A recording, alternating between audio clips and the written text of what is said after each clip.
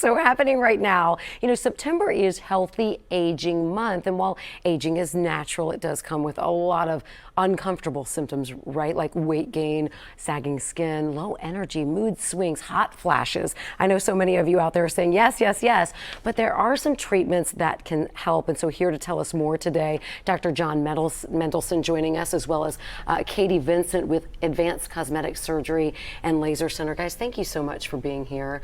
I guess first of all, I want to talk a little bit about the misconceptions, because I do think a lot of people out there, you hear hormone replacement and it can be a scary topic. So what do you want people to know about hormone replacement? Is it just for women in menopause? Is it for men and women? Who is it for? Let me start with my story just real quickly. So about 3 years ago, Cherie, I started with HRT, hormone replacement, which was testosterone. And after seeing a patient come in who's a friend of mine who looked great, felt great, started talking with him. And so for me, I was able to really focus in the operating room more. I felt better. My workouts felt better. I was seeing more results, clearer mindsets. I'm not really moody, but I was in a better mood. Sometimes I'm moody. Kati might say otherwise.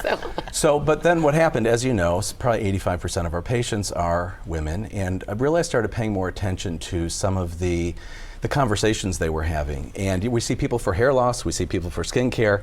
And so we started to notice a couple of things. Number one, women are fairly open. So in terms of their libido and sexual drive and issues, we're talking about some of those things. But we were managing some of the complications like hair thinning, hair growth elsewhere.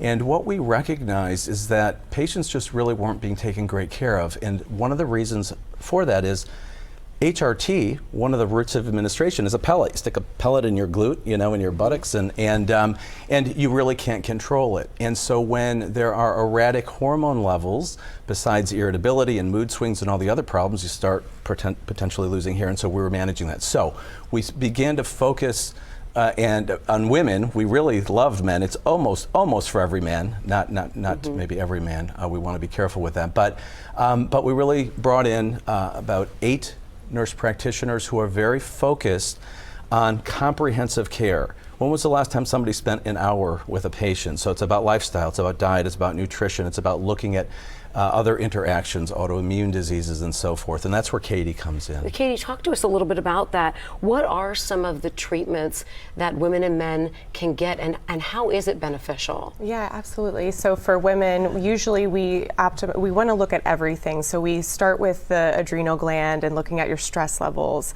That all has a downstream effect to your sex hormones. So we look at the whole picture and we make sure that we're addressing every aspect of your lifestyle. And then we also, usually in women, we have to do both progesterone and testosterone. So they get that therapy either in an oral lozenge or in an injectable hormone. We can also add in peptides if it is needed. If there's a component of metabolism issues, if there's insulin resistance, we can utilize peptides to make them feel better and help them out at that level as well. Look, I know I received a little backlash. I've had girlfriends of mine say, no, my doctor, my OBGYN says absolutely not. It can, cause cancer. Is there anything that you want to warn people, the myths that are maybe out there? Yeah, well, there are both sides. For women and for men, perhaps with cancer, you do want to be careful with certain types of cancer, breast cancer in women, and the types of hormone cancer that those might be. You want to make sure that it's not one size fits all. Right. Okay, so it's very individual. For men, one of the myths has been the cardiovascular myth, and even my doc had said something about the risks of it. It's actually very, very cardioprotective.